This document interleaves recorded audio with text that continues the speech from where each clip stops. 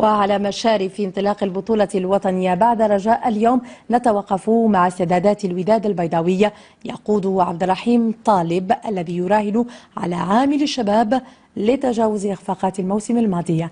يوسف سهيلي وهشام بهلوان. 3 مواسم عجاف، فترة ليست بالهينة حين يتعلق الأمر بعملاق اسمه الوداد، ولترميم الوضع كان لابد من الاستعانة بابن الدار عبد الرحيم طالب، رهان رأى فيه البعض مخاطرة بالنظر لعظام المسؤولية، لكن الربان الجديد لسفينة الوداد يرى بأنه راكم من التجربة ما يكفي لخوض التحدي.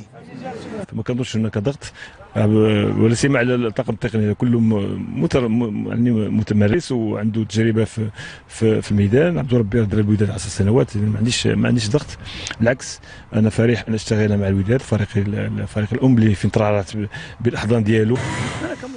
طالب وفي لعادته، اينما حل الا ورغب في التشبيب والبناء، لم يكلف الى حدود الساعة خزينة الوداد الكثير، سعى الى لاعبين مغمورين في مقتبل العمر، بعضهم يبارز في اقسام دنيا واخرون من القارة السمراء، اضافة الى بلال صبيحي وهو فرنسي جزائري. عدا ذلك حافظ طالب على نواة الفريق.